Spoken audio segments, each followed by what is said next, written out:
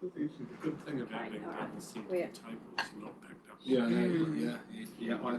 So good afternoon everyone, and welcome to the Policy and Planning Committee meeting, the first of the year, which is very exciting, and my first chairing of a council committee. Thank you.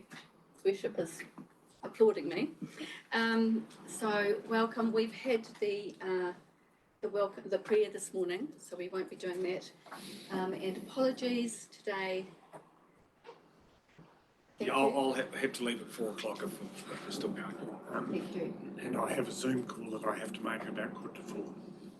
And I have to leave about 2:45. Right. Hoping you'd have it all over and done with by then. Thank you, Councillor Moore. I'll do my best. There is quite a lot in this paper, especially as it's the first one of the year and we haven't had one since October. So we'll see what we can do. No other apologies? I just want to make mention that everyone can check as Councillor Hero's online. Yes, and Councillor Hero is on Zoom. So we have, normally we would have Councillor Piketiora Hiroa as our chairperson for policy and planning, but she's been unable to be here in person, but we have her on Zoom. Welcome, Councillor Hiroa, and we will proceed. Thank you. There's no public forum this afternoon, and conflict of interest declarations. We all know what that's about. Please raise your hand at the time, or do we have any conflict of interest declarations at this time? No, thank you. Confirmation of order of business. As in the order paper. As in the order paper, thank you. Now, where are we up to? And confirmation of minutes.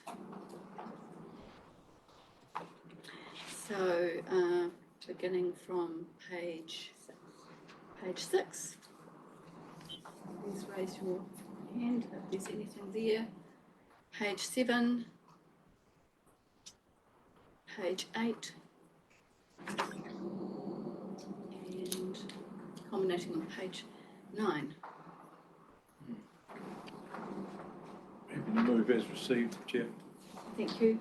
Councillor Wilson moving, seconding Councillor Lambert. Thank you.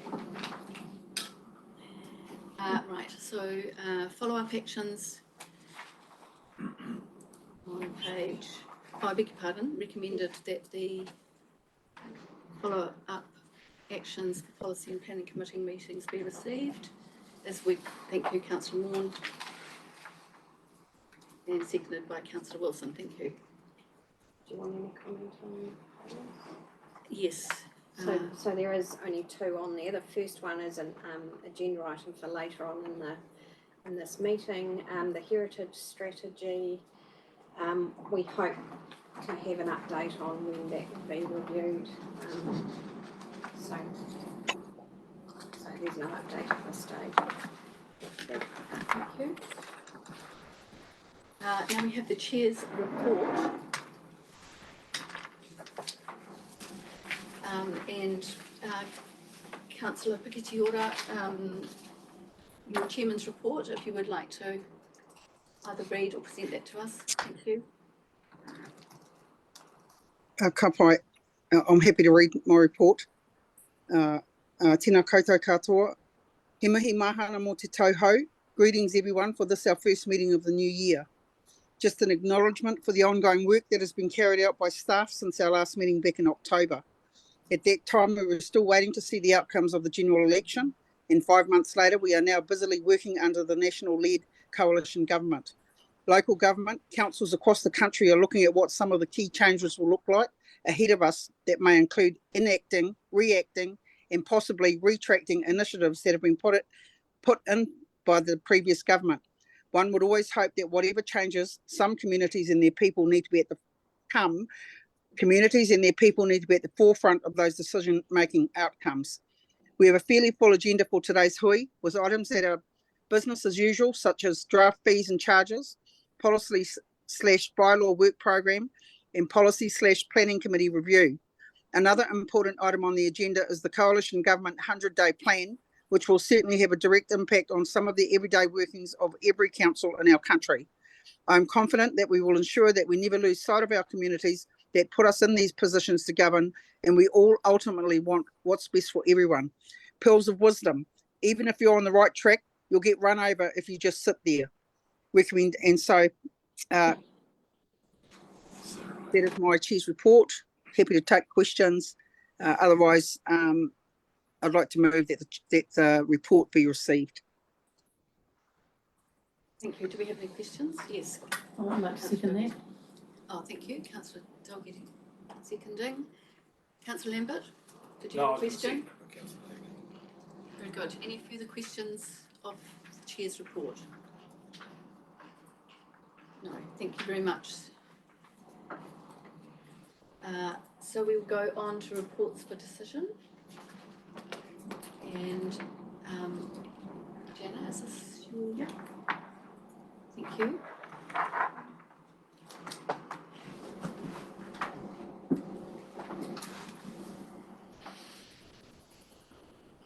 Sorry, excuse me. I have put my hand up in error. Yeah. Apologies, because I'm not a member of this committee. Oh, I beg your pardon. Oh, Chair. So we change that to Councillor Lambert seconding, and just before we go further then, I didn't welcome you, I beg your pardon, and Councillor Wong. Just to clarify that both Councillor Wong and Councillor Dalgety have speaking rights, but not voting rights, which means they can't move and second. So thank you for clarifying that, and my mistake. Beg your pardon. Chair, if I may just, it's a minor technical point, but as our recommendations, could we please put them to the vote, both for and against? Be recorded. Well, just as we've done it, once we've got to move in a second, they should technically go to the vote. And it should just be recorded as such. We just missed a couple. Yeah, beg your pardon. Thank you. And against? Thank you. Carried. Back to you, Jenna.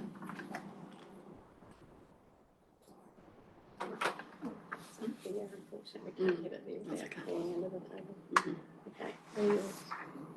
So I'll take my report as read. I just start by focusing on the bylaw and policy work program.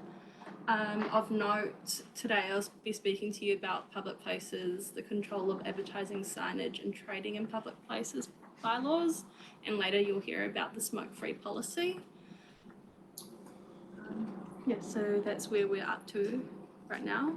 Are there any questions on that or comments?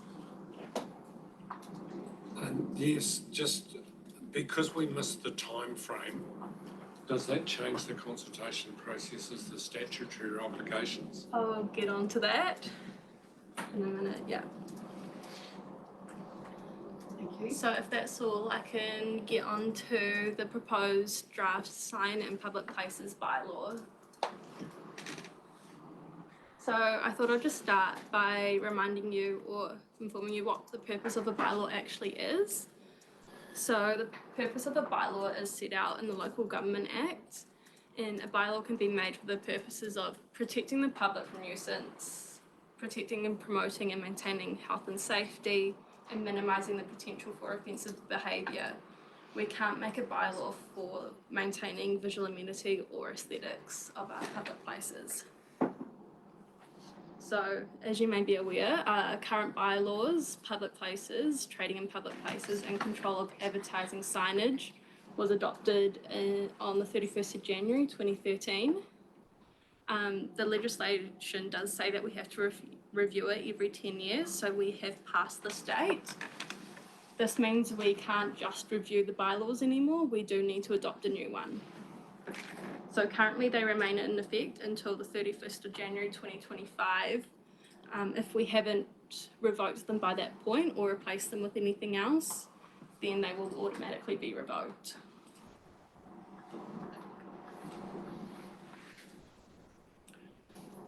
So when you're creating a bylaw, you have to go through a section 155 analysis.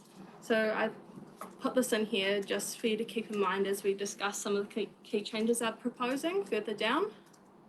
So when you're adopting a bylaw, you must determine that the bylaw is the most appropriate way of addressing the perceived problem. So I have found through looking at customer requests that we have had issues relating to signage, preaching, trading and fly tipping in particular. The second point there, that bylaw is the most appropriate form, that's referring to the way that we have structured the bylaw and if the way we have drafted the clauses is correct.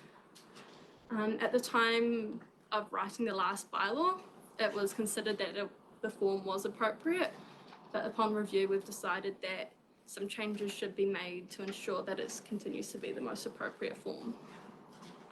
Another big issue potential issue is that the bylaw cannot be inconsistent with the New Zealand Bill of Rights Act 1990. And I will flag now that there has been some concerns with the public places bylaw in particular. This is relating to a clause about preaching. And we have we have also given out dispensation to a couple of people as there was some concern there. Concern in what way? It was considered that because the bylaw says that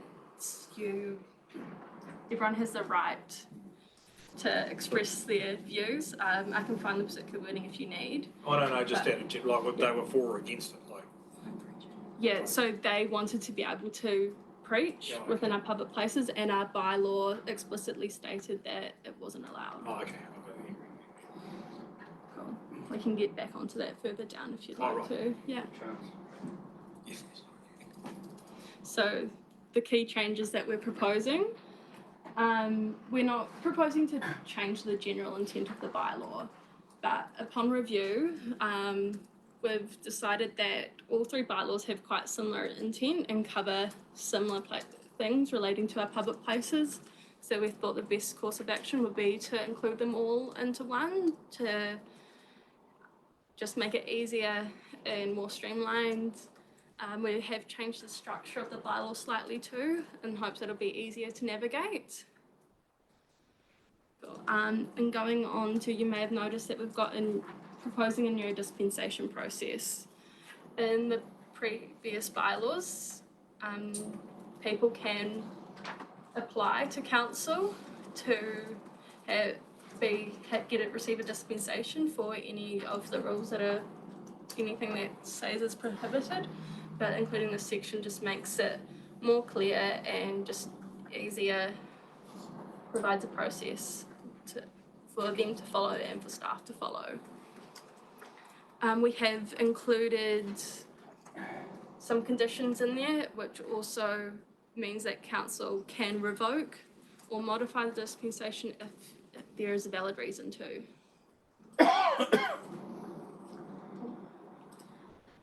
Another change is the exemptions. This is a new section 2. This one's just purely for clarification, just to identify that customary rights of iwi aren't affected, and then council officers and emergency service staff can breach the bylaw if needed. You will notice that our bylaw is a lot different from the previous ones. So we have also included a number of new definitions to reduce ambiguity and just address new words that weren't mentioned in the bylaw previously. Any questions on those ones? So thank you. Do we have any questions? Councillor Wilson? Thank you, Chair. Just on the question, the fact that the bylaw was due to be reviewed a couple of years ago, and we're now operating on that timeline that you've already indicated, does that make it currently still enforceable? Yes, it is still enforceable until the 31st of January 2025. Thank you. And secondly to that, by rolling all these subsequent bylaws into one more enhanced document, does that put us out of kilter on any of these statutory timelines? Does any other actions that have to be taken, or does it all gets rolled into one? No, it'll just follow this same review process on the same timelines. Yep. Thank you. Councillor Morn? In general, Have the bylaws that we have in place been working? You know, there's nothing also changes we need to make, given 10 years since they were written, apart from the preaching one. I do have a few more changes that Or we the can Bill of Rights get one? to. Yeah, Yes. yeah. Anything further? Sorry, I thought you were looking at me. Worship, yes. There are a number of things that, for instance, that we don't enforce, apart from, but things like, you know, if somebody's selling raffle tickets in the main street of town, one of the parts of them is that they can't set up tables and chairs to do that, but we allow busking with the small amplifiers, those sorts of things. If it's no big deal, are we only going to really respond to complaints anyway? That's the reality, isn't it? So it's there as a process for a lot of these things are there as a process for be able to do something if there is a series of complaints. Councillor Wong, did you have a question? Yes, you did mention the public questions and do you have an idea of how many complaints or infringements of these bylaws we've had in the past 5 years, or can you give us an idea of how much teeth we've had, or are they needed, or what areas have they been mostly used for? So the ones that we have found, wire tipping has been the big one in the last 5 years. We've had over 200 complaints, and there have been some of them have been questions, others have been concerns about whether or not people are allowed to be trading in public places or putting up signs that they don't think should be there. And the new bylaws we're putting in place is the direction that we think the public is wanting. What's guiding our new bylaws is just based on what was before, or? So the proposed bylaw is a combination of what we've seen through and heard through the customer request service, as well as what we had previously and what other councils are doing, but in this space. But we will also, I'll get onto it further down, but you have to go through a consultation process. Good. I have a question, Jenna. So in 4.5 exemptions, which is page 15, you've got basically, I'm just wondering, with the new climate change policy that we're writing, is that going to be the sort of thing that will also be referenced somewhere in there? I can try and answer that potentially. In terms of exemptions, that section's mainly designed for emergency services, those kind of official businesses. I don't foresee any direct link to our climate change strategy that comes to the top of my mind in the exemptions section. Yeah, thank you. Very good. If there are no further questions, recommendation 1 is that the report policy bylaw work programme update. I can go through a few more of the changes if you'd like to. Yes, Cool. So we've touched on the preaching already, which I mentioned there have been some consistencies inconsistent with the Bill of Rights. So that's why we've gone down the approach of allowing it, but with conditions. So these conditions will be in relation to how many hours they can preach at once, during what time of the day, and how they approach the public. These conditions are in line with what has been provided through dispensation with the current bylaw. We've also had requests about being able to distribute materials. So there's like pamphlets that type of thing, which people have also received dispensation for. So the approach that I propose is to allow distributing of these materials, but put in a condition that it is their responsibility to pick up any litter associated with distributing them. Trading of goods in public places. In general, the intent of this one is the same. You'll still need a license. We're not proposing to change that.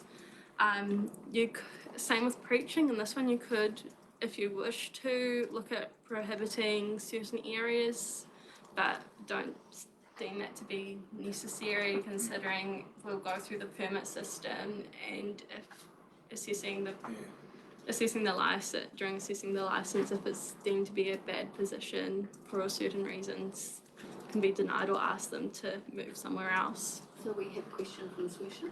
I've read through most of the fees and charges schedules. I don't recall seeing a license charge. What's the license charge? I'll look that up while Jenna keeps going. This one? Yeah, there's certainly a permit fee, yeah. I must have missed it. I'd be interested to know, just whether that's a hefty bill or whether it's a light charge and a refundable or what it is. Because some of the activities are,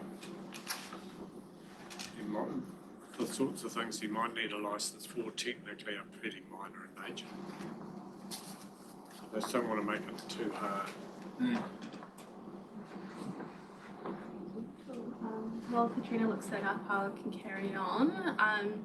With goods displayed in public places, our current bylaw is actually quite restrictive. It does say no person shall expose for sale any article whatsoever without the prior permission of council. And upon thinking about this, decided that it actually goes against our town centre plans, which is trying to encourage our town centres to be a bit more lively. So what I have proposed is to allow goods for sales or tables and chairs immediately outside their storefront, as long as it doesn't impede pedestrian flow. And they've got to have, if it's somebody that's not the owner, they've got to have written permission of the owner. I read that. But in terms of activities like, I just don't want to make it too hard for activities like the Shemos or market days, harvest festivals, where we deliberately set these places up for community engagement. I don't want everybody to have to go and apply for a licence. Whether a licence could be granted for a group of activities at once would be a better option. A catch-all type process. Yeah, that's something we can look at amending. Thank you.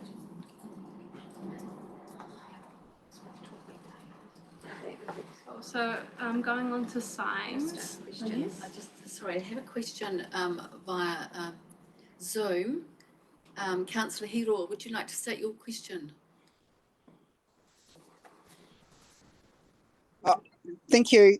Thank you. I was just wondering how that affects, I've listened to what you've said, Andy, but how that affects something like the talking tables that happen, that is done by councillors across the district. Sorry, do you want me to answer?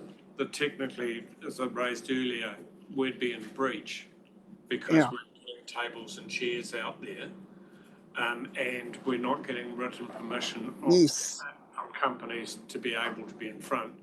But the point is, these are a catch-all process when there is a complaints levied, really. When somebody's making a nuisance of themselves, I think we can go overboard in terms of enforcement if it was needed, but nobody's going to complain.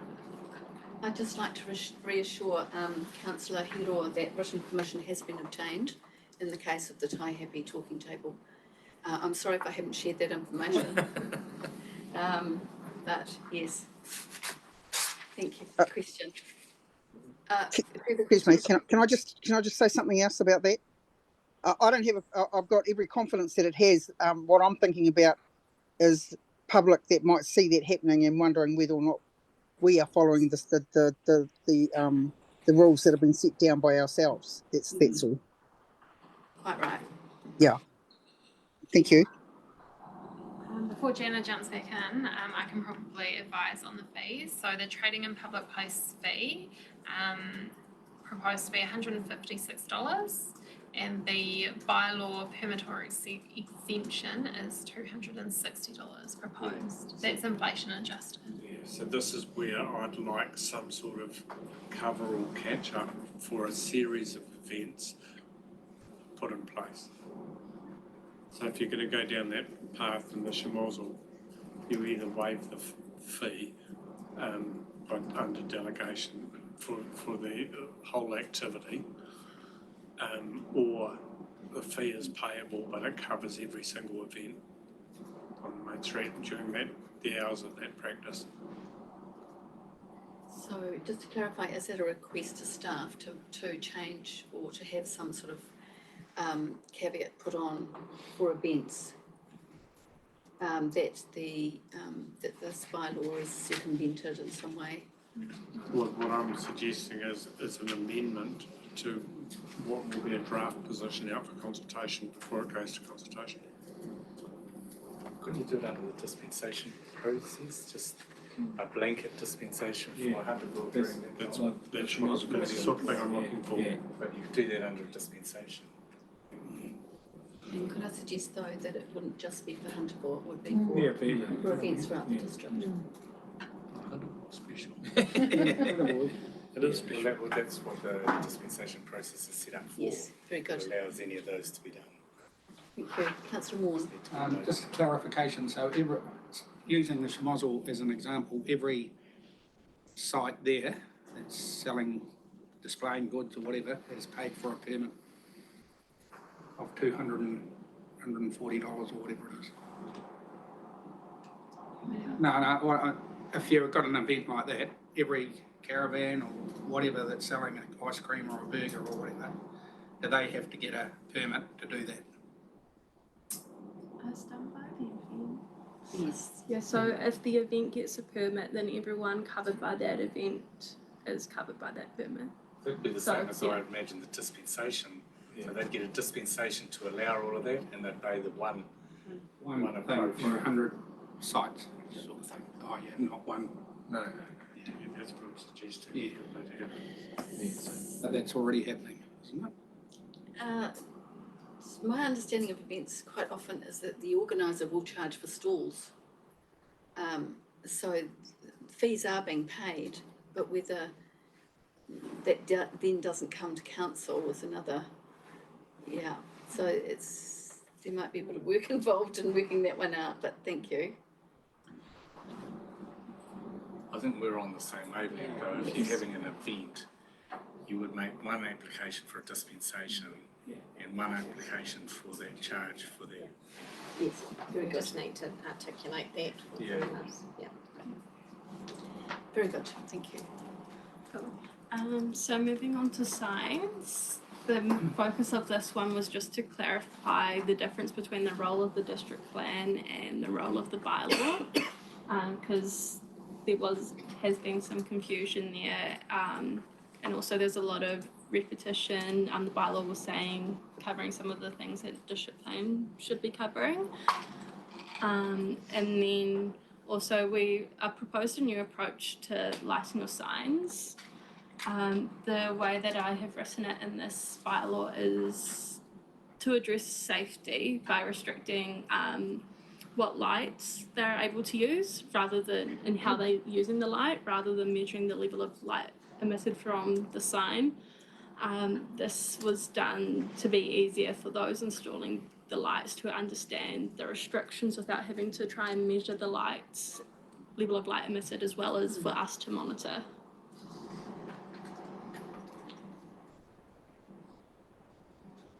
Any questions?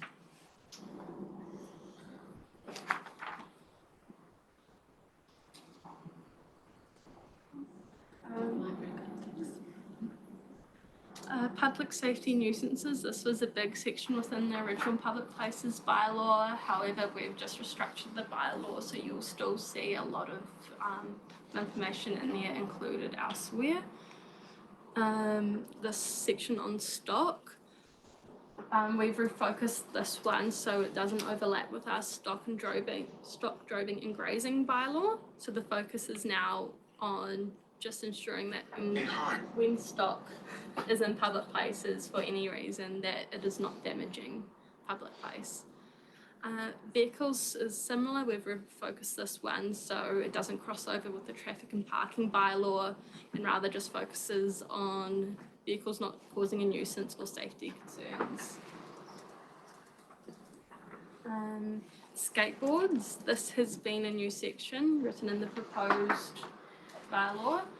The previous bylaw unintentionally captured skateboards within the definition of vehicles. Yeah. So any clauses restricting the use of vehicles also restricts the use of skateboards. The section that I proposed is not restrictive, as we don't seem to have many issues here with skateboards, but we can make it more restrictive if it is deemed necessary. I just had a question around Lime scooters. Is this covered? I couldn't find it in there. Maybe my eyes are getting old, but does that come under some? I mean, they're not a big thing here, obviously, Yeah. but just Electric scooters are covered within the definition. Lime scooter because this guy sounded. Yeah. It was old guys then. Councillor Wong? Just from Councillor Lambert, so Lime scooters captured under which category, sorry? I believe that is the definition for skateboards. We also have an increasing number of mobility scooters that they keep running me over. So, whether that falls under vehicles or I have written the definition of vehicles. Yeah, I have written the definition of vehicles in a way that it does not include mobility scooters. So because I didn't want to have any unintended consequences of people not being able to use mobility scooters in certain areas. using is fine, but causing a nuisance or safety is the issue which I have.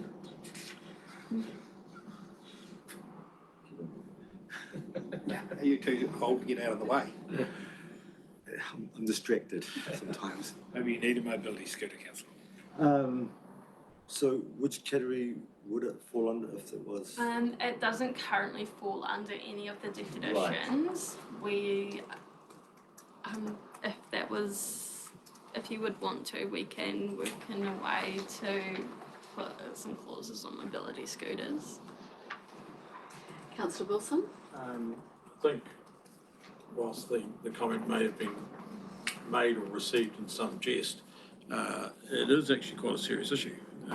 Some of these mobility scooters for various different needs that people have, and we certainly don't want to deny mobility, but travelling at speed, these are fast, heavy moving vehicles on our footpaths. Now, I think it's probably somewhat difficult to try and capture that in this policy, but I would recommend that some sort of an education campaign might need to be undertaken around this, including in this, because it is actually quite serious.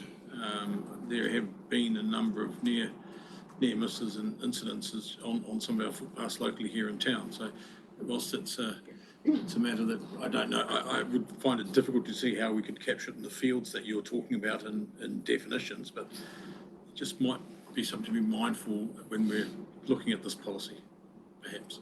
If we did want to include it, I would propose writing a new definition just capturing mobility scooters and have its own section just to avoid any unintended consequences. Even if it was to limit the speed or something, or control of, I'm not quite sure. Yeah, though, Madam Chair, wouldn't it be captured under the general public safety and nuisance? Could you not put something under there that this could include the inappropriate use of scooters and mobility scooters and chief's umbrella? Because you'd need a general one, because otherwise if you get too specific, that must pick up things that are a nuisance, causing a public nuisance. So do we have a request of staff to actually look into either writing a specific policy or section of the policy, or are we happy to include it in a general under Like me, you'll know that one. public health and safety? Sorry. Or are we looking for indications of how the public could be educated on I this think, one? if I may, Madam Chair, through Yes, the certainly. Chief Executive's suggestion as nuisance, it could be in there, even if it was just in brackets, nuisance example, inappropriate use of a mobility scooter or something along those lines. If it was just captured in there, it's not specifically targeting, but I think it would capture it in there just if it needed to be captured, possibly. So it would be fair to leave this with staff to find the most appropriate way to include it in either its own policy or in a general, under a general. Well, there will be category. a general clause in there for Okay. public nuisance, but I'm just not sure whether. But it would capture it. Councillor Wilson's asking that it be Yeah, named. possibly, I'll leave it up to staff to. Very good. Happy? Great, thank you. Moving on to waste, they've also changed the focus of this section. The focus on it in the current bylaw is based on what can and can't be left out for curbside collection, and we were of the opinion that council isn't responsible currently for curbside collection, so it wasn't a main focus for us in the bylaw currently. But we can add back in a section if we do become responsible for it. Instead, with the issues that we have been receiving through the request with fly tipping, we have refocused the section to address fly tipping more. Then moving on to mind-altering substances. Currently, we've got written in the current bylaw that we prohibit any person to consume, inject or inhale any mind-altering substances or offer to sell such substances to any person. We thought we would remove this based on the opinion that this was more of a police matter and we wouldn't be sending council enforcement officers to enforce this. Yeah, that makes sense. Sorry, through you, Madam Chair, do we need to tag into that the alcohol prohibited zones within our towns? If this is the public place, if this is going to be a public places bylaw, I would have expected some reference in there. You expect reference to alcohol? Well, we have some signage in parts of our town saying, you know, you can't have, you know, alcohol not in bags, those sorts of things. Yeah, I can probably comment on that one. We do have a separate liquor control in a public places that's the bylaw, one I was so it's a wanting. completely separate bylaw. Yeah, but if this should this be wrapped up in this, and as a catch-all, if we're going to incorporate three together, why not fold this in because it's a places activity? A lot of the bylaws are made for the purposes of controlling activities in public spaces.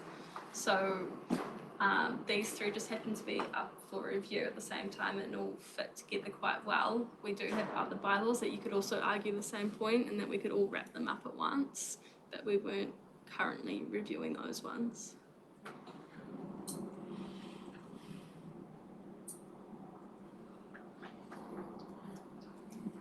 Good. Sorry. Oh, sorry, Councillor Deputy. So should we refer to the other bylaw in this bylaw? Or how does that work? It's its own bylaw, which currently sits completely separate. So that bylaw just works in the same way as this one does, just on its own, if that makes sense. So if I'm Joe Public and I'm reading this bylaw thinking, then what will let me know that I need to actually refer elsewhere for something? I can probably put some comment to that one.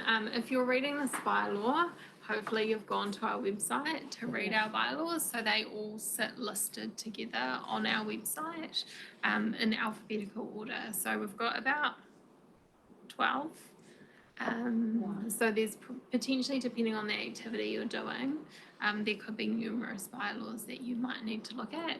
If you've contacted council staff to ask about an activity, we would have directed you or whoever's looking at them to the relevant bylaws. Okay, thank you. I personally think that comment is actually a good one. I don't know whether you've got in the what this covers, and you could say that it does not cover and to refer to the alcohol or whatever it is prohibited, because I do think that people could look at this and think it covers it and not find it some part of that general thing as to what it covers or the purpose of it does not cover. So what's the outcome of that one then? You're suggesting that there is a reference to the other bylaw? Is that what you're suggesting? Doesn't cover in this bylaw, and it's covered in that. Do we have any comment on that from the councillors? Yes. So, That's something we can look into. thank you. So I've covered the key changes that I have proposed to make through this bylaw. So the process from here is that you would recommend to council to adopt this draft bylaw for consultation.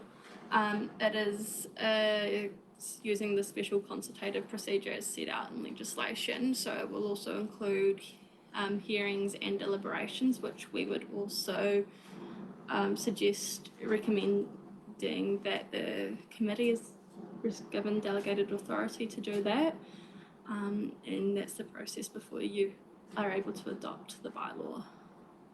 Thank you. So I have two questions. First of all, Councillor Hiroa and then His Worship. Councillor Hiroa? Thank you. Can I just understand that that last lot of conversation about the alcohol? You were saying that you were pulling out the mind altering part of that of that. Is that correct?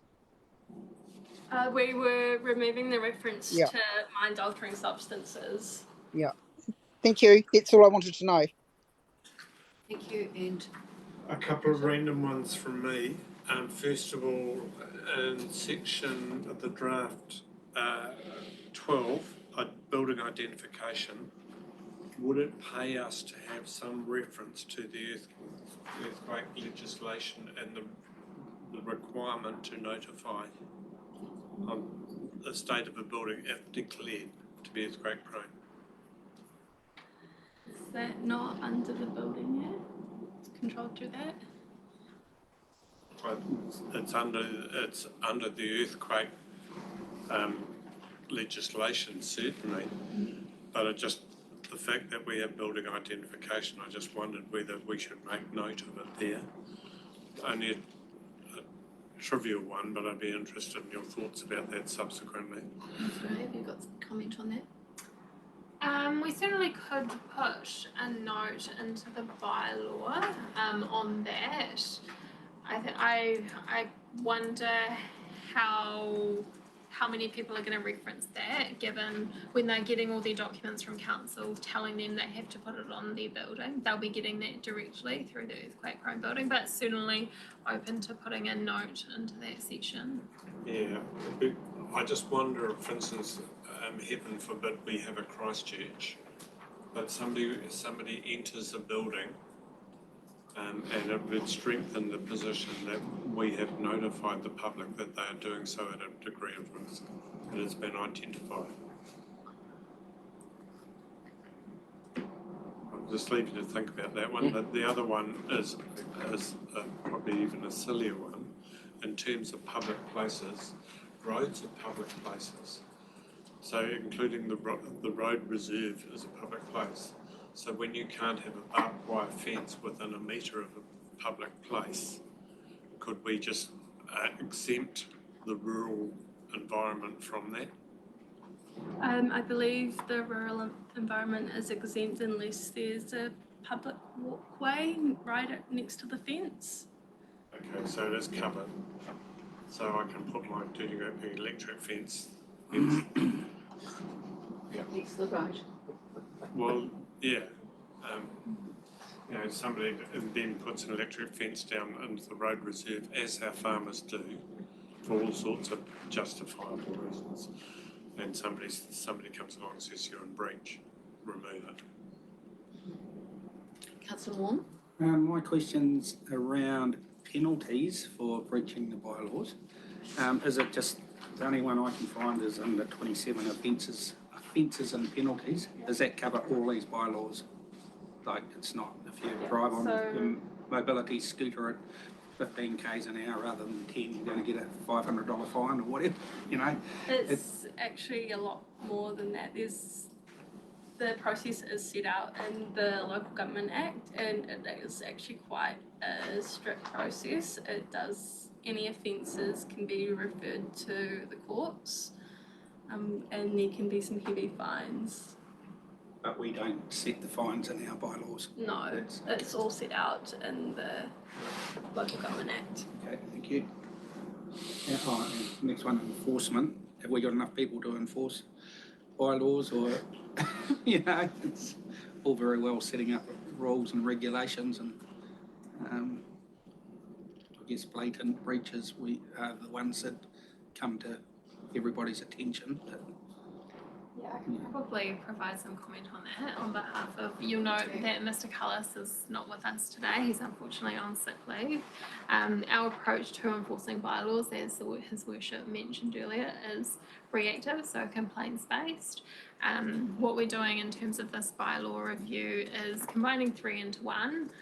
We don't think we're going to create additional pressure on staff workloads as a result of the changes we've made in creating these bylaws. I would suggest that if Councillor Wong has problems getting out of the way of a mobility scooter, we could delegate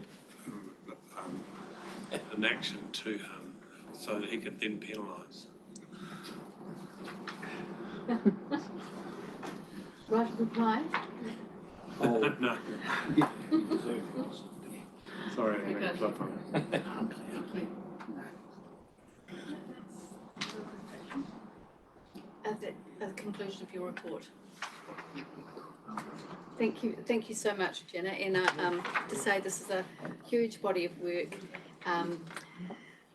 It's very detailed. You have to go over everything, I'm sure, with a fine-tooth comb. So I really appreciate your work. Thank you very much. And all for the purpose of enjoyment and safety of the public using public places. So it is really important and makes a big difference in the end. So thank you. Very good. So on that note, recommend, would someone like to move that report be received? I'll move. Thank you, Councillor Lambert, seconded Councillor Vaughan. And recommendation 2, that the Policy Planning Committee recommend to Council that the Rangitikei District Council signs the Public Places Bylaw 24 be adopted for consultation. We have a mover, His Worship. Thank you. Seconded Councillor Wilson. Mayor, thank you. All those in favour? Aye. Thank you. Aye. Against? Carried, thank you. The only additional question, Madam Chair, is are we required, even though they are expired, are we required at what stage to remove them after consultation? Is it the old ones? After you go through the consultation process and go to adopt the new bylaw, we will also put out for recommendation revoking the old ones at the same time.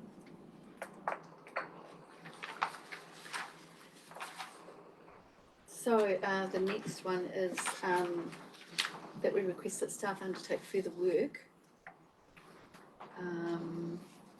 on the draft Rangitikei bylaw 2024 before being reconsidered. So potentially for clarity, recommendation 2 was an or. So we've done that one. We've done that So one. we've done all the ors, and so it's been, thank you very much. Just recommendation 3. 3 In accordance, right. Move.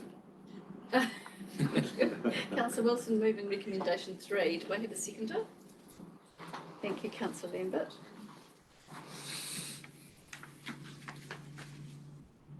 All in favour? Aye. Against? Carried, thank you. Right. So that was the updated, where are we up to now? 9.2. 9.2. Madam Chair, with 9.2, I'm happy to move that we put it down for consultation. So we've got something to speak to if you like.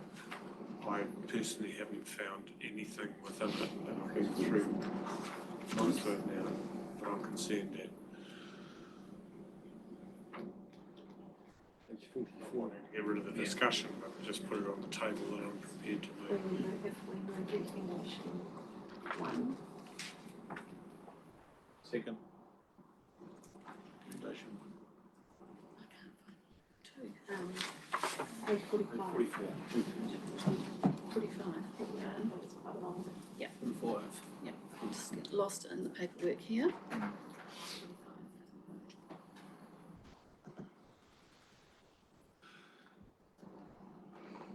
You with?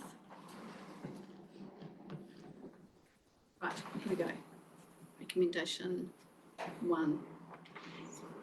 Sorry, and that's what His Worship is moving. Is that right? Yes, he's going to move recommendation 2 so that we have something to talk to, but we just would like to make a comment as well. Still lost. Okay, so we've moved recommendation 1 and 2 effectively, the Mayor. Mm-hmm. Have a second. Councillor Wilson Two as well. seconded. So if we could just, and recommendation 2 is to recommend that it goes out for consultation. Yes. Okay, and then we just want to speak to a couple of points. So, okay, very good. So Do I'll, we- so I'll we- pass over to Katrina and Jenna. There's been a couple of minor amendments to the schedule that you received previously, and we'll just go over briefly what they are.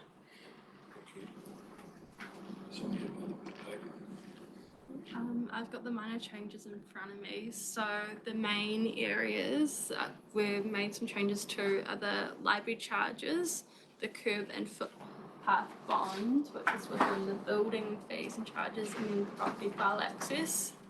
So the library charges are just some minor changes. Cost of reserves was $1 last year, going up to $1.50. Interloans between the libraries in our district was $7 last year. We're proposed to go up to $8. Replacement library cards within the draft fees and charges you got sent, they were going up with inflation. We have removed that to stay at $1.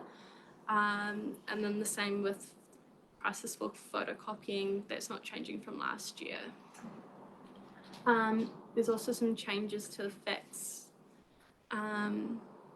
We propose that there's no longer an international and domestic rate. Currently, it is sitting at $2.30 for the first page and 20 cents for all other pages, but we're proposing it goes to $2 for the first 10 pages and 20 cents for each page. And then receiving fax was 40 cents. Now we're proposing 20 cents as it's basically just printing a document, which is in line with the printing charge. For the Oh, no, it's not. It's not, okay. Unfortunately, we do still have taxes. For the curb and footpath bond, that was within the fees and charges 3 different times with 3 different prices depending on if it was a residential, commercial project or anything like that. We have just put it down into the all fees and charges catch-all section at one price, which we have sitting at $3,616. And then the property file access, in the document that you received, it said we were going to make it free, but we have changed it back to the same prices as what it is this year. Which is how much? Residential, other than owner, is $16.50, and commercial, other for someone who isn't the owner, is $20. We're happy to take any questions on any of that. We did consider sending you out a new document, but they are just such minor tweaks, and you have got a copy of it uploaded into Big Tin Can. Councillor Dalgety? I'm sorry, I just can't find it, but last year there was an issue around the Hunterville water charges, and I just can't find them. This is when we consulted on them here, and I just can't find them in here, apart from under the rural water saying whatever it says. Yeah, so where is that? It's actually not part of this, it's part of the rates resolution. Oh, So we will need to understand from Mr. Toombs what that change may or may not be this year. So I'll ask him to bring that information back to you before it goes into that rates resolution. thank you. Okay. Any further questions? I have a question. I didn't understand on page. I have two questions actually.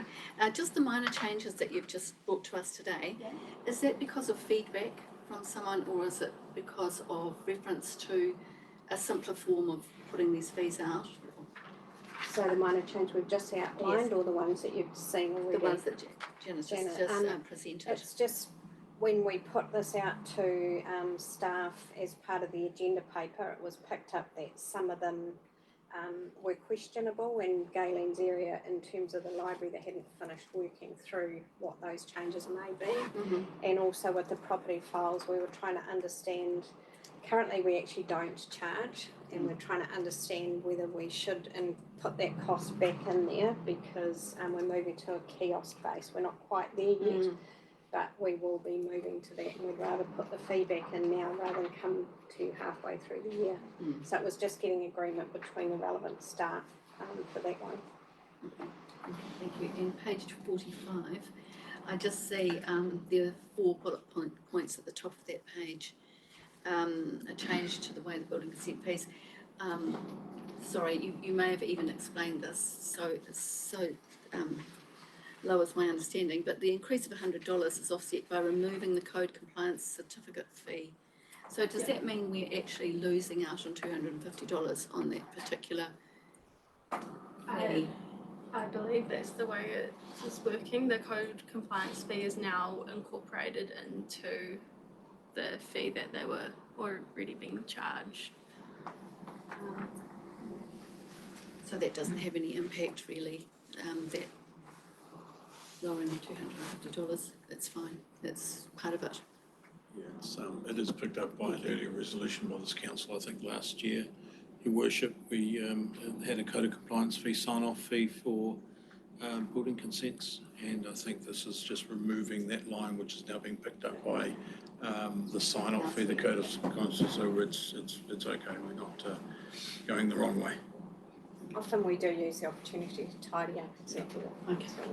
This had actually, without removing that, actually had the fee to be potentially be a double charge. I see. So I was just correcting that anomaly since we actioned the earlier one on the code of compliance fee, I think this time last year. Thank you for that clarity. Excellent, thank you. So we've got a mover and seconder for both. we have His Worship and, Councillor Wilson, very good. So have we received that report? No, the next one down is online. Right, good, excellent, thank you. So if you just so all in favour? Just a Sorry, beg your pardon? clarification, since we've added in these new fees, is it with amendment, or like? Yes, we can just put with the amendments outlined by staff. Yeah. So mover and seconder still happy with that? Thank you. Very good, all in favour? Aye. Thank you. Against? No. Carried. Thank you. Right, onward. Proposed smoke and vape free policy, and I believe we have Mr. Hodder online to help us take us through this one. Thank you. Yes. There he is. Welcome, Michael Hodder. Good afternoon, everyone. So this draft you've got in front of you gives a chance for Rangateke to join the majority of other councils in the country who have similar policies. As was observed last year in an earlier meeting, because there are a number of councils already have it, obviously in developing a policy for us, I had a look at those policies.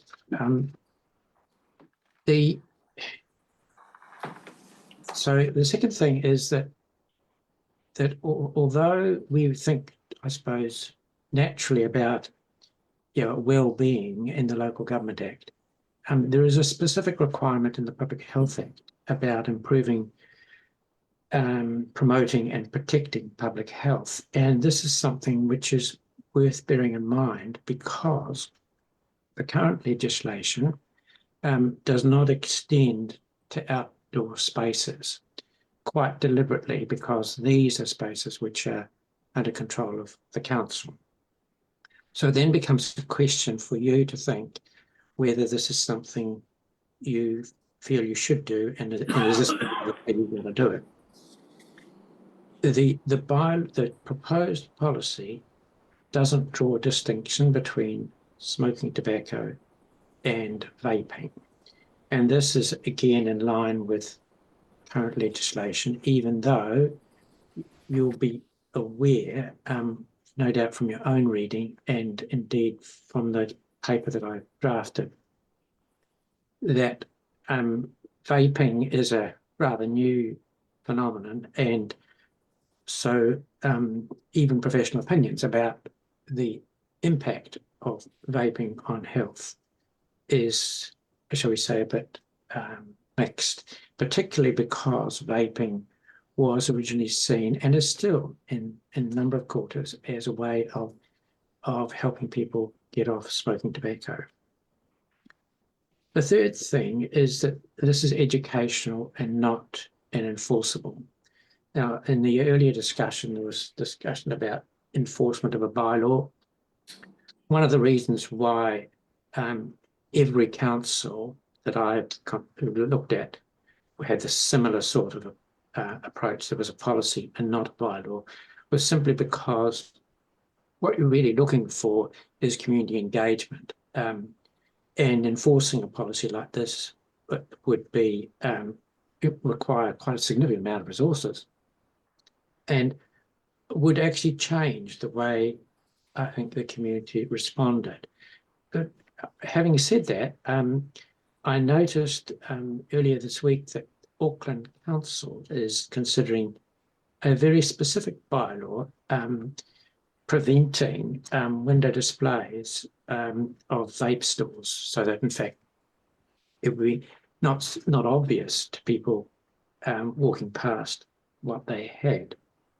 I haven't seen the result of that discussion, but it's I don't know how significant that is really for us, but as an example where you can have a bylaw because it's obviously very specific and capable of being enforced. But I think one of the telling things about the policy was when I read that there'd been a mother in the new Marton playground who saw someone smoking and wanted to ask that person to stop smoking, and really didn't have a mechanism. She couldn't point to a sign to say, hey, look, we don't really do that here. And I think that's probably the way of looking at this. In preparing this bylaw, I had some discussions with the agencies which Carol had recommended. For Cancer Society, the Asthma and Respiratory Foundation and Sport Whanganui, and they were all supportive of council adopting a policy like this. So it's really over to you to have a look at. Is it too sweeping? Are there exceptions which you feel are not warranted? But that's the point of today's discussion. Get a sense from you as to whether this is what you were expecting when you asked for a policy to be drafted last year.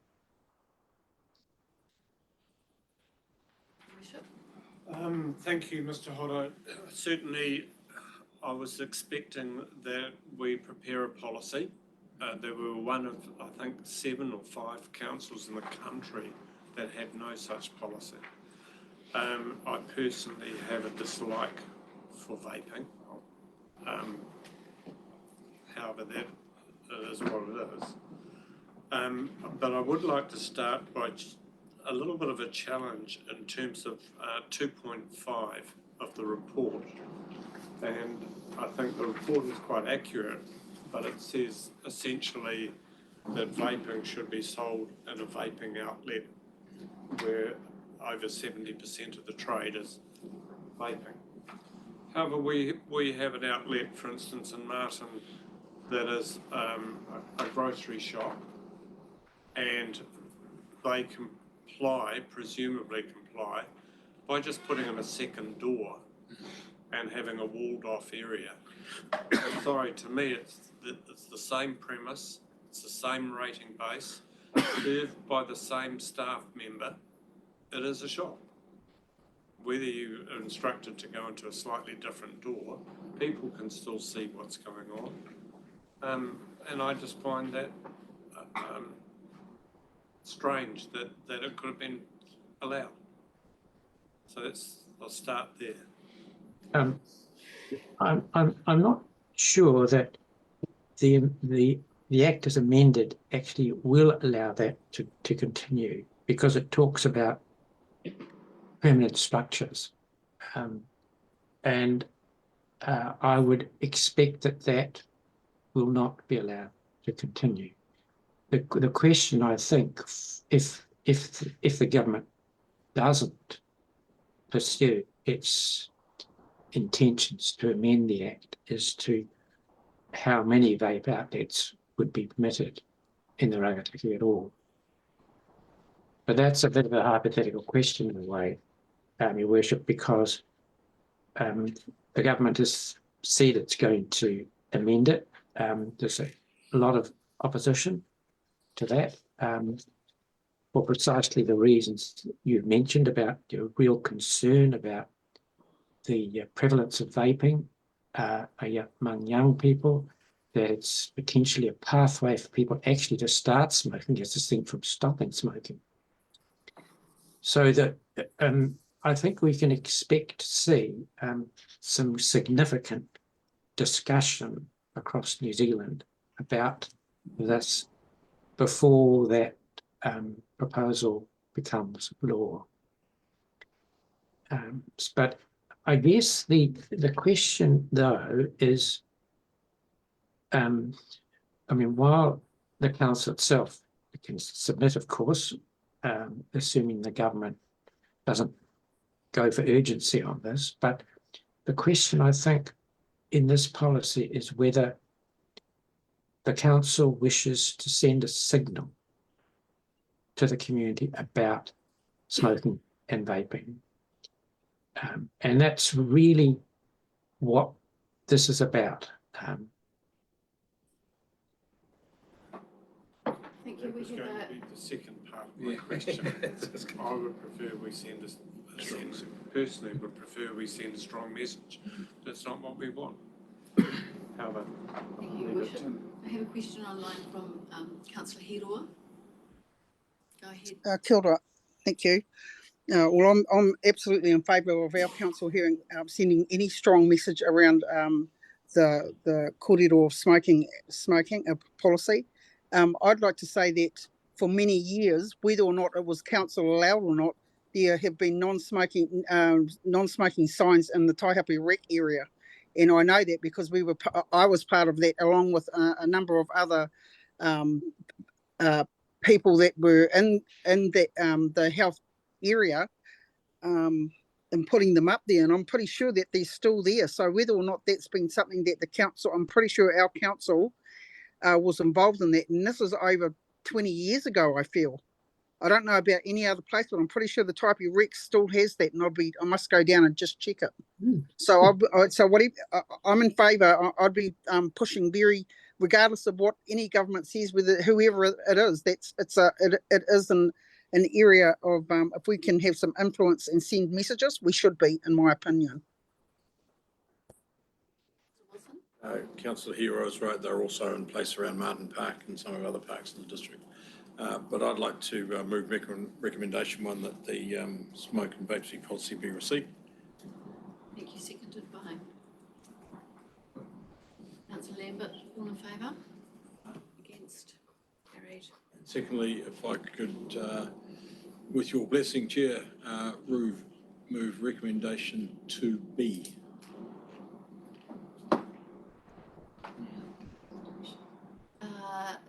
Recommends to Council that it approves public consultation on the draft smoke and vape-free policy with any further amendments on the basis that this will increase public awareness and support for the initiative, and delegates to the Policy Planning Committee to consider oral and written submissions and report its findings to the Council.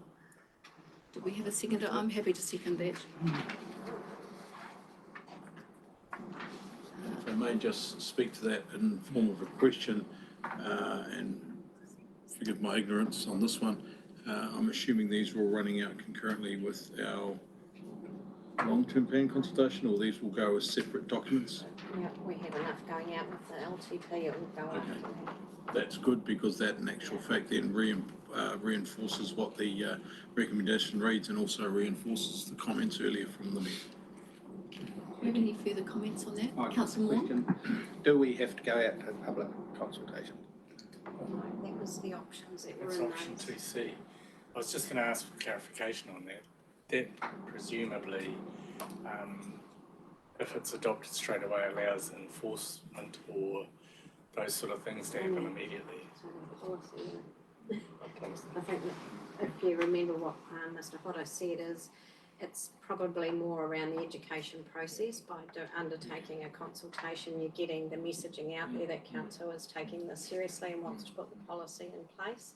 So we would use it more as an education campaign to raise awareness of it. Councillor Moore? I want to speak against the motion on that case. I'd much rather see we just adopt it and get on with it. Any further speakers?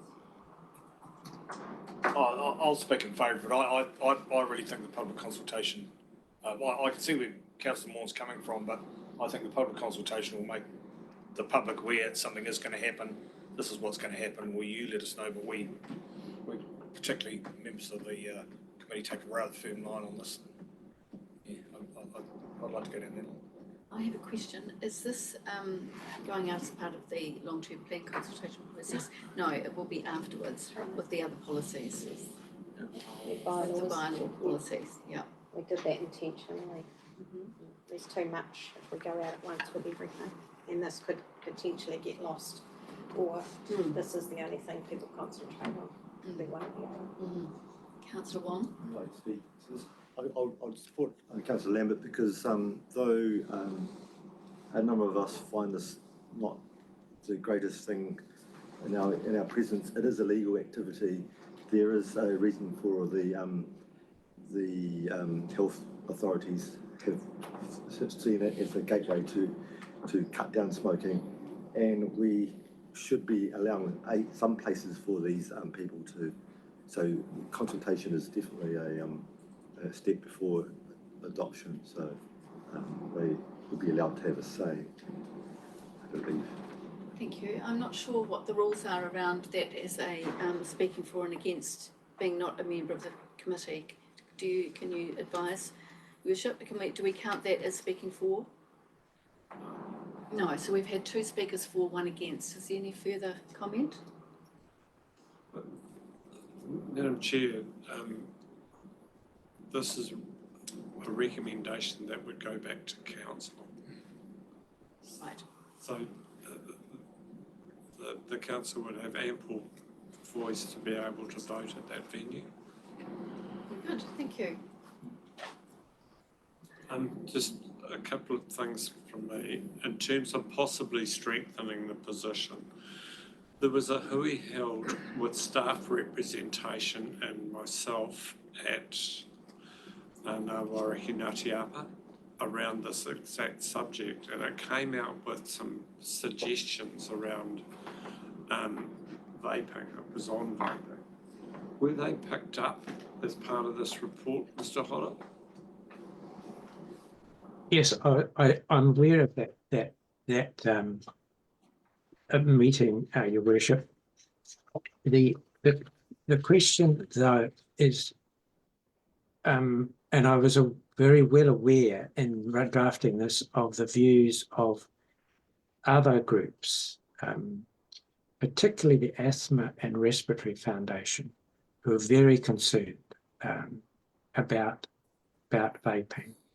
And I'm confident that if the council agrees consultation, that the foundation and indeed the Cancer Society, and there'll be other groups, which I think will use the consultation as an opportunity themselves to demonstrate their concern about vaping. So further to that, Mr. Hodder, can I ask the question with the Cancer Society, the Asthma Society and Respiratory Foundation, which you've referenced in your report, what work do they actually do in the Rangatike? Are they on the ground in our district? I'm not sure they're on the ground. The Cancer Society has a base in Wanganui. So I spoke with them initially because they had worked closely with Ruapehu in doing a similar piece of work for them. So they're familiar with this district, even if they don't live here. But the foundation, I don't think it has a physical presence here, but they certainly, they were extremely quick, and it was their chief executive that responded to, because I sent an earlier version of the policy for both those organisations to comment on, and she was particularly quick to come back with her thoughts on this. Thank you. Your Worship? The answer is they don't have an office here, but they've appeared at a number of their events. You know, they've had in the past, they've been, for instance, at Ratana and presence there. They've been at other events where they've handed out pamphlets and information and so on. So they could be said to be operating. Thank you. Very good. So where are we up to with that? So thank you very much for this report. And we have these recommendations. It's been moved and seconded. It has. Yeah, but you just need to put that down. To ask for all in favour? Yeah. Yes. So recommendation 2 has been forwarded by Councillor Wilson, seconded by myself, all in favour. Aye. Aye, thank you. And against Councillor Morn, and you'd like that noted, Councillor Morn? No? Thank you. So, on to reports for information. Oh, Thank you, Michael. Thanks, Michael. thank you very much, Thank you. Michael. Sorry. Thank you. We'll stay on, he's got another update for us.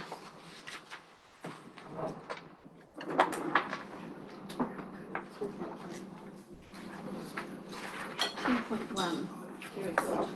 Page 57.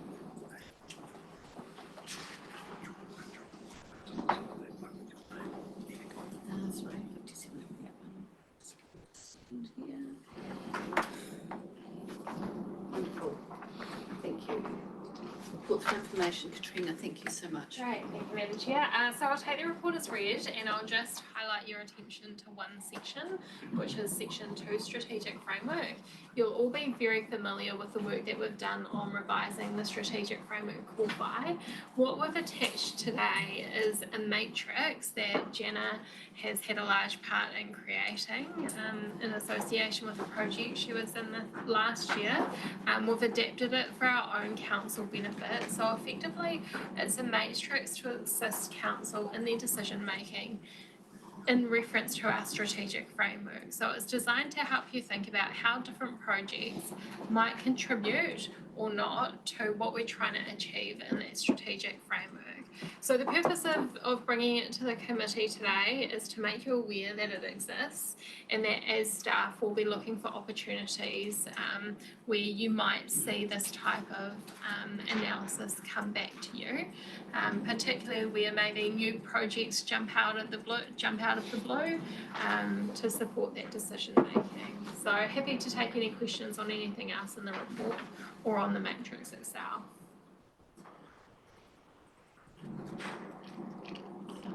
Questions? It's just a nice refresher, Chair, of some of the work that's been going on in the background, and just when you look at it, it's a nice overview and go, oh, that's right, I remember that one. Yeah.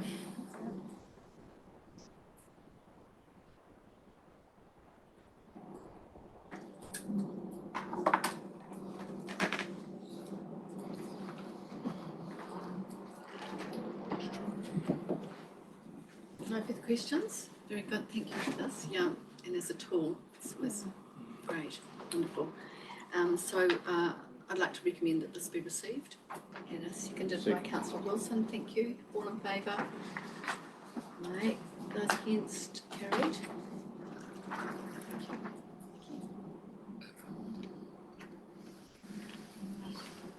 Andy, beg your pardon? Yes, thank you. The only comment that I'd make in this is we have community groups that have waited for quite some time for enactment. So when we have parks and reserves reviews and strategic visions and so on that go on for a very, very long period of time, we have groups that have raised money, have set themselves up as committees, wanting to achieve things, and they get to the stage of utter frustration and wanting to walk away because of a lack of enactment. And whether parts of these plans can be released ahead of time, I think is part and parcel of that. And there have been a couple of exceptions, and one very recently, where a group has been told, yes, they could go ahead and do some work on a playground. But in essence, that process was started for that group probably 4 years ago. And so it's fine having the strategy, it's fine having the discussion, and fine linking everything together.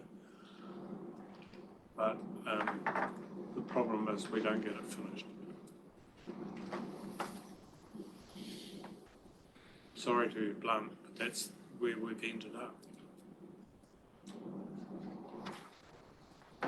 Comment? Well, in some of those occasions when you're doing the strategy, you don't want something that's in contradiction of that, and therefore going through the process. I know it's frustrating, and it's not always the case either, but going through that process and getting your strategy fixed before you do the work is usually a good sequence.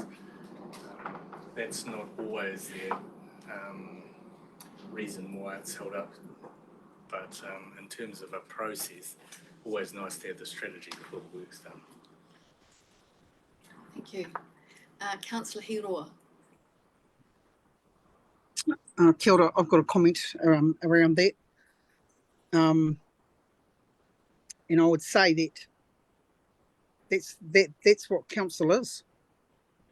So for the 4 years that I've been part of it, part of being a councillor, that's actually what it is.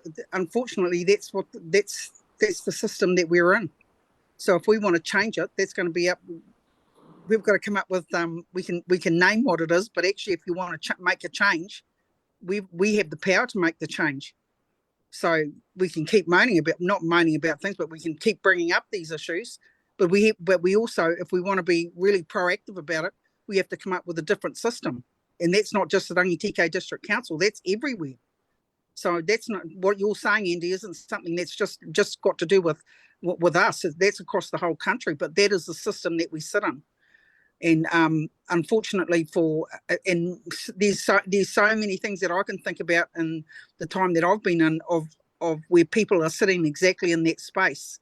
And I just wanted to, so I'm going to go off the track here a little bit, but just to say that that on Monday with that opening that's happening in Taihapea for the bridges, that's a fantastic thing, but that's been in the pipeline for years. So unfortunately, that is the system that we're in, and if we don't like the system, we've got to come up with ways to change the system. So that's my comment. Thank you, Councillor Hiroa. And I'd just like to say that I agree with both of you, especially when we talk about the playground specifically.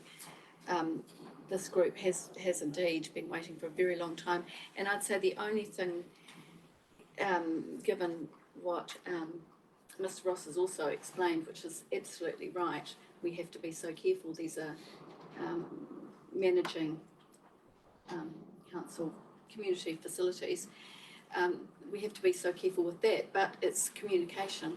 I think that it's all about keeping these groups in communication, telling them what's happening, keeping them up to date with the fact that we are working on it. And we are working on it, which is great. So, further to that, any further comment? Yes, Councillor Wilson. I hear everything that His Worship's is saying, but also on the flip side of that, it's also about managing unrealistic expectations at the beginning of a process of great idea, great initiative, people all band together, and I'm one of those people. I want to get together get it nailed on a Saturday and have a barbecue on the Sunday with the job's done, but managing those unrealistic expectations about what the process is to follow, as frustrating as it can be, and delayed process, but managing that process is difficult. I want to say that not all of the hold-ups are determined by the process that we're going through. There are mistakes that are made and there's things that are missed, and we take that on the chin too. And so there are occasions that some of them could have been dealt with better by ourselves. So it's not only following the process. Great comment. So we have received. Oh. Pardon? I just would like to add to this conversation, especially around expectation,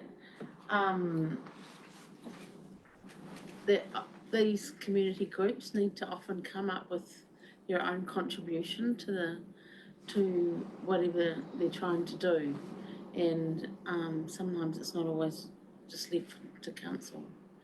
And in that interim of time, make the most of that time to do your fundraising or whatever. Yeah. Thank you. Nice.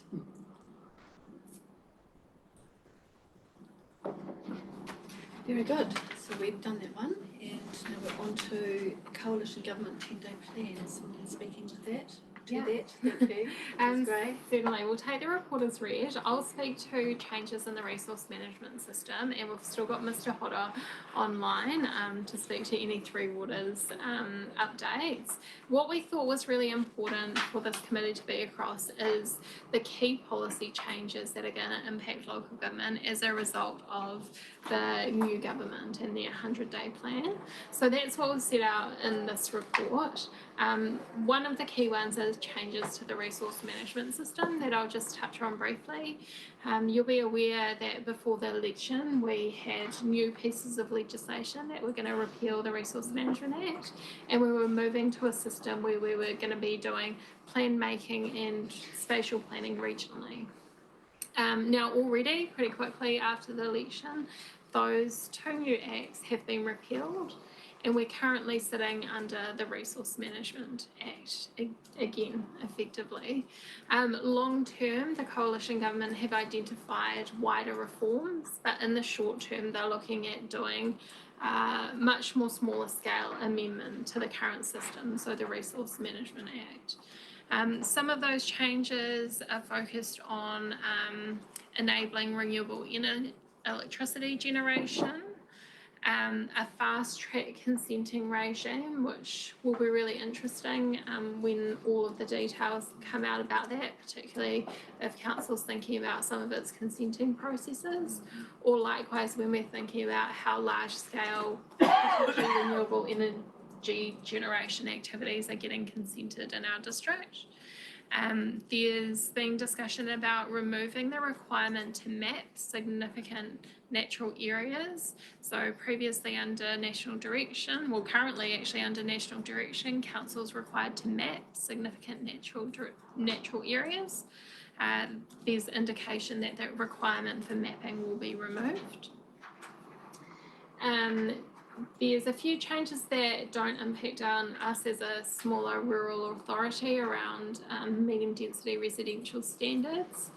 And then another one of interest is indication that the government is thinking about removing LUC3, so class 3 land, from the definition of highly productive land under the national direction for highly productive land. So we'll pause there before heading on to Three Waters, and I'll look for any questions.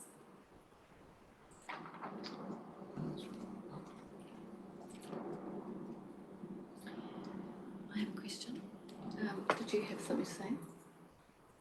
No, sorry. Waving pen. My question is, so obviously this is going to have quite a significant impact on our spatial plan, our new spatial plan, in that we have designated the one through what's it called? The L3 has been taken away, and we'd already put that in. Yes, so what it will mean, so we're currently working on our urban growth plan change under the current assumption that class 1 to 3 is identified as highly productive land. What that could mean is a review of additional testing requirements should class 3 be removed. So for context around Marton and Bulls particularly, we've got a lot of class 2 land identified. So should class 3 be removed, would be looking to do more testing around that land to determine if it really is class 2 land, if it's been appropriately classified through the LRIS system, which we're working on at the moment. We're also working collaboratively regionally with Horizons Regional Council, who are required to do highly productive land mapping. So currently we're working under an interim definition where class 1 to 3 land is automatically considered as highly productive. The regional council have to undertake a mapping exercise and notify what for our region is considered as highly productive land.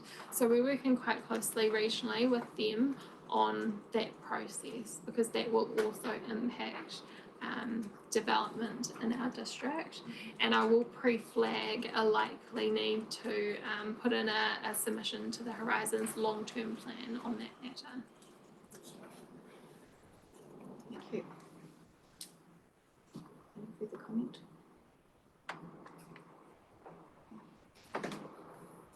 Yes, and once again on page 65.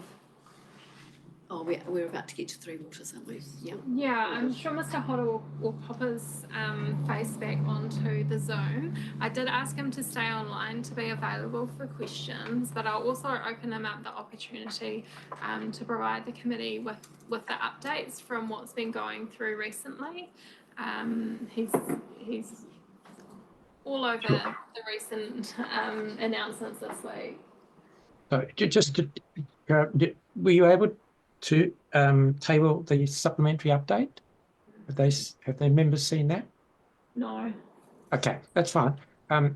The key thing to, I mean, in the last week, as you know, the repeal bill was passed notionally on the 13th, because it's the 13th went on into the 14th of February. But the repeal bill is really simply a short-term measure to repeal all the previous government's legislation, including the Water Services Economic Efficiency and Consumer Protection Act.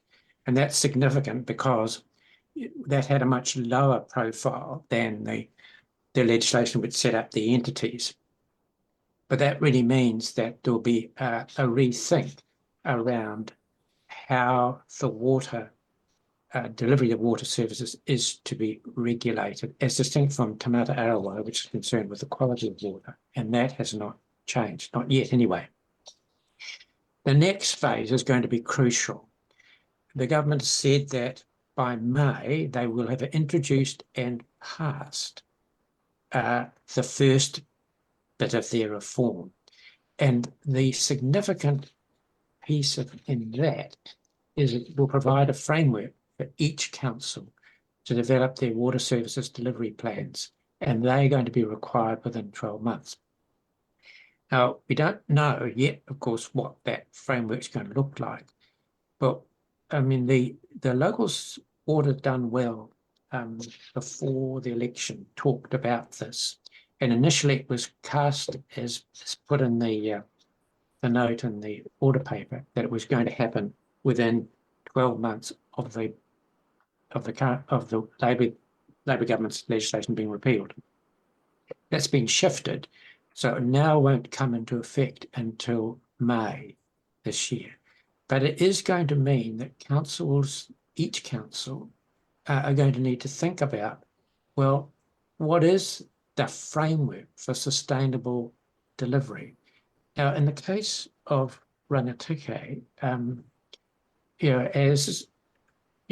as became clear in this morning's asset infrastructure meeting when the chair alluded to the work that had been done, Rangitikei is in a reasonably strong position, but that is not a position shared by all councils or territorial authorities in the Horizons region.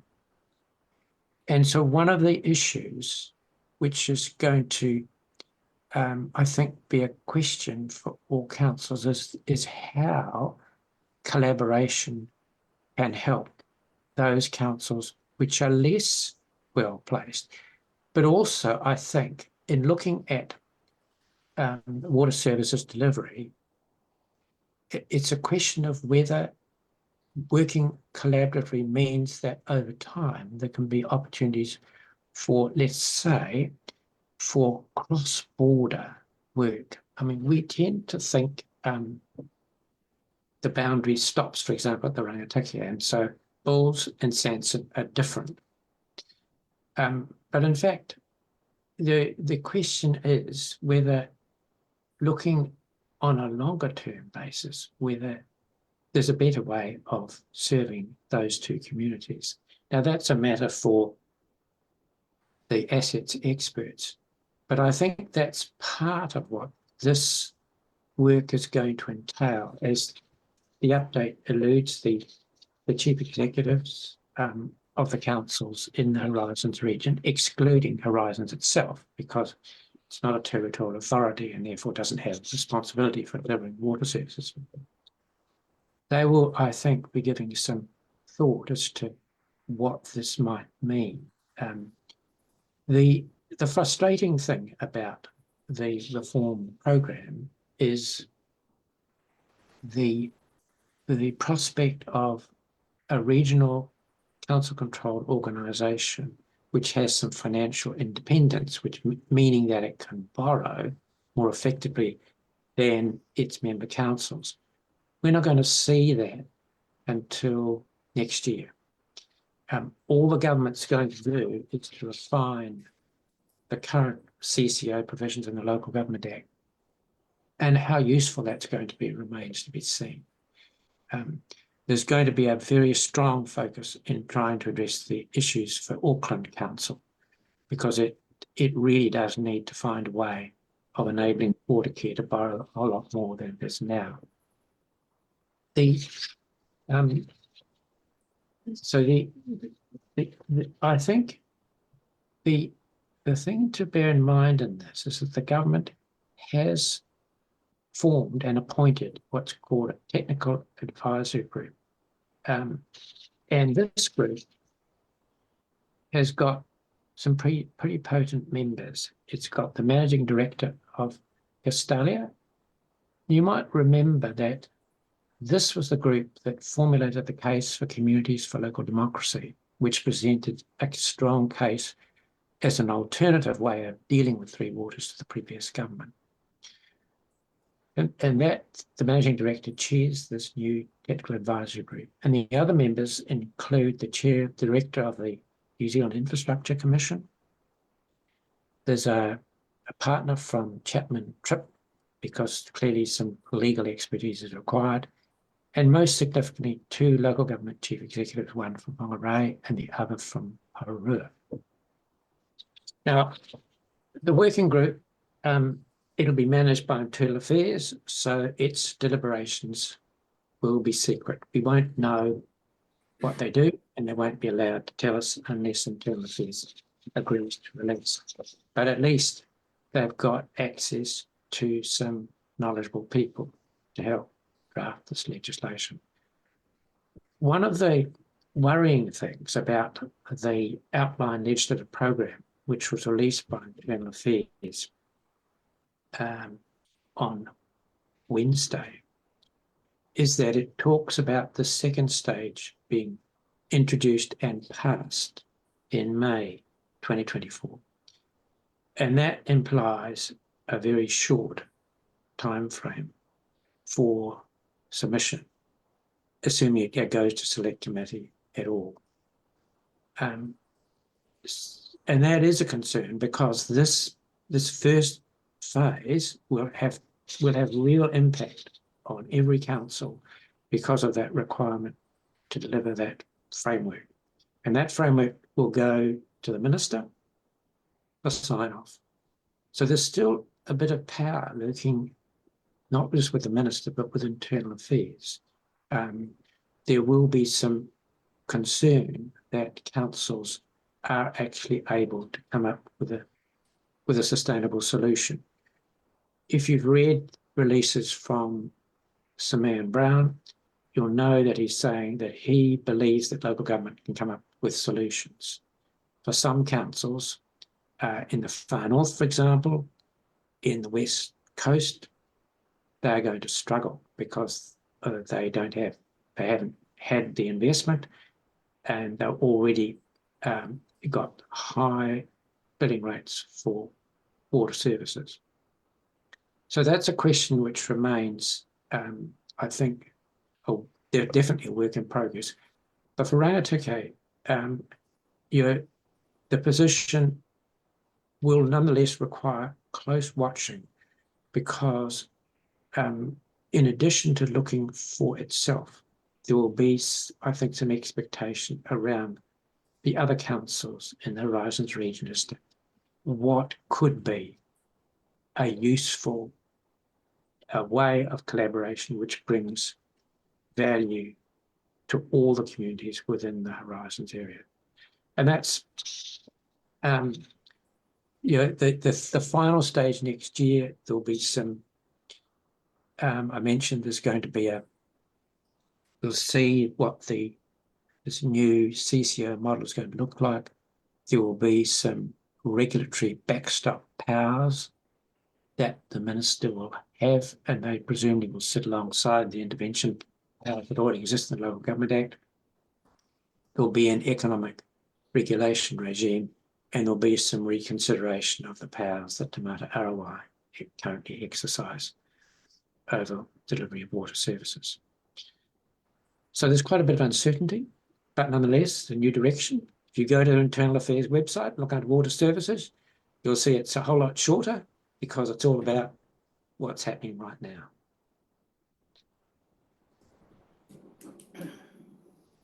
Thank you, Mr. Hodder.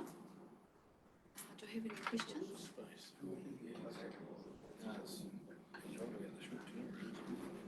I don't know whether you Has anything changed in the last 6 months?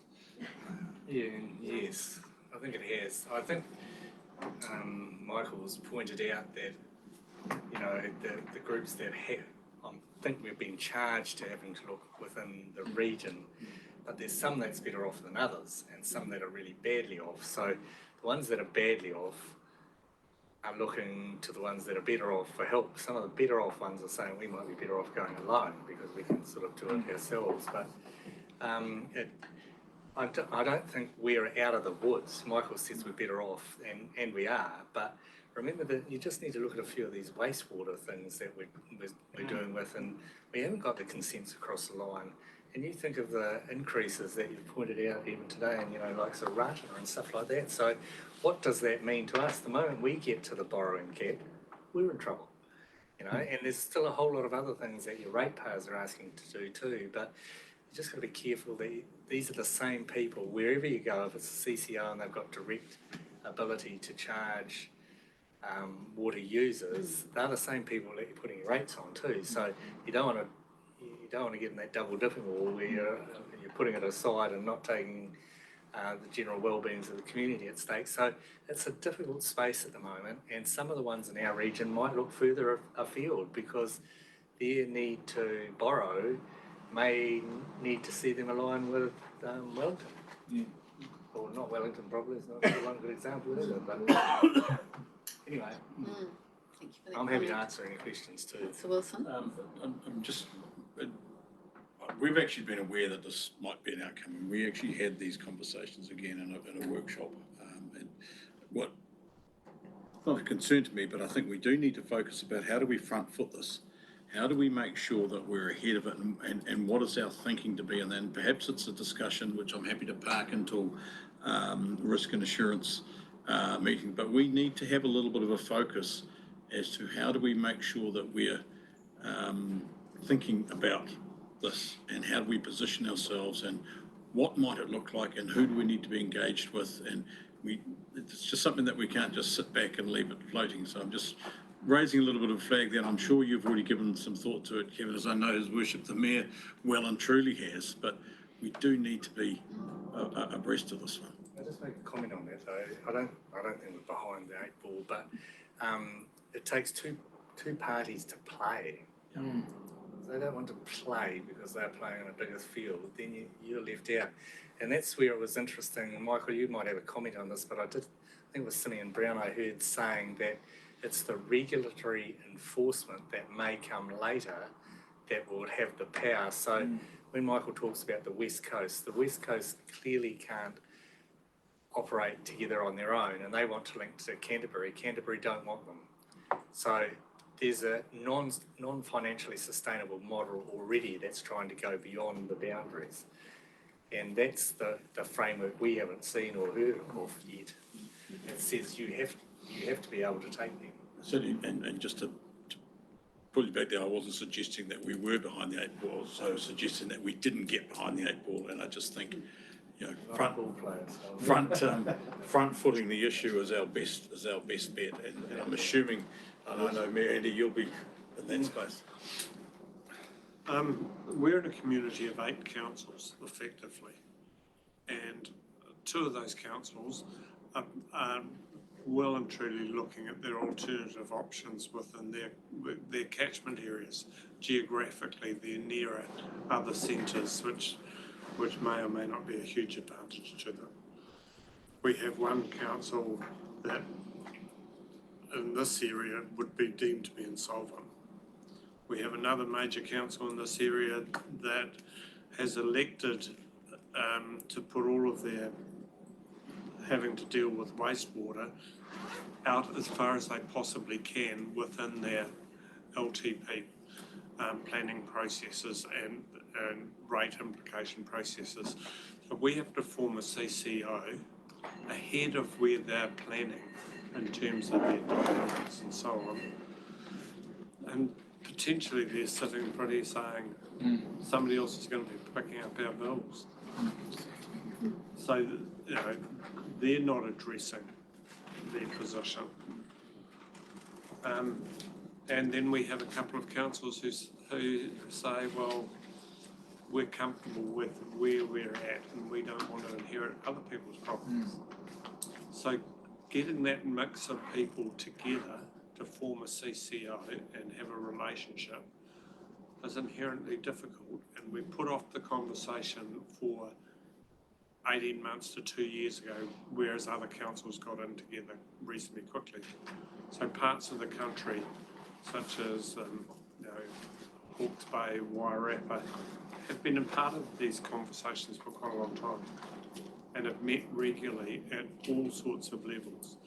You know, we're behind the 8 ball in terms of those processes, in terms of really spending time together.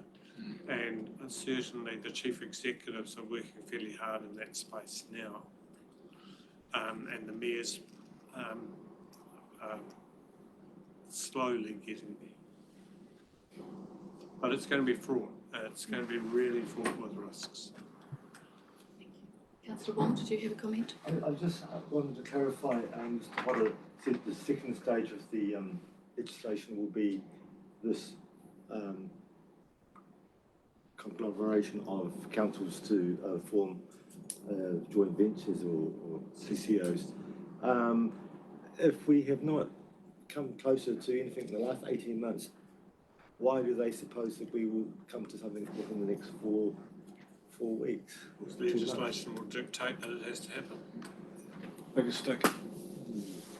Well, I had a question around that for our staff. So we're confident, given Mr. Hodder's comments, that will have enough time in that very short period to prepare a submission if the submission process is There's no submission process. at this stage. Did you not reference the submission process, Ms. Gray? Can you? No. No, not with the repeal. Right. No. Okay, It's thank being you. rushed through. It will all be enacted by 23rd of February.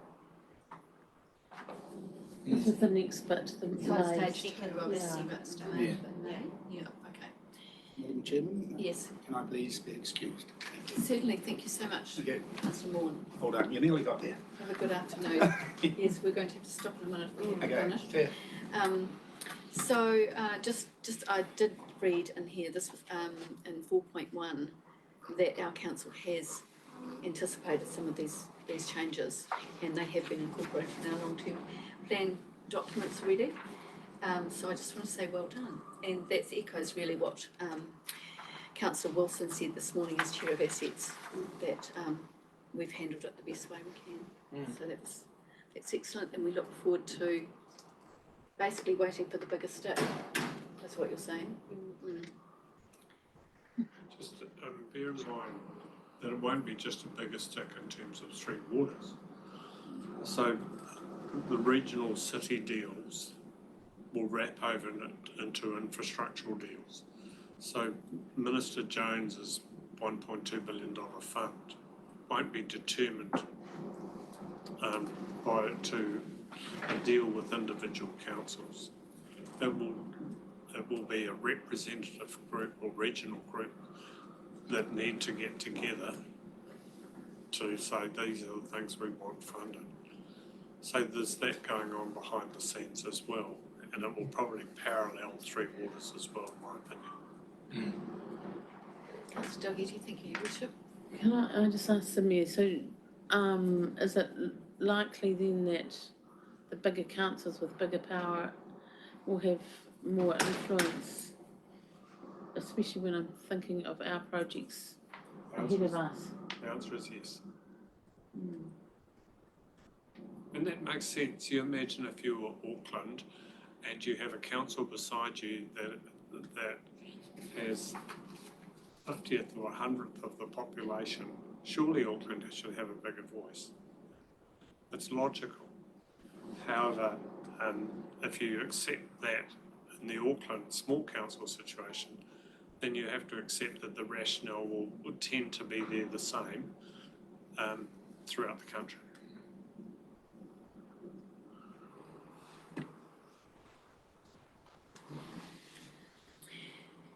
Right, so can I have a move over to accept this report?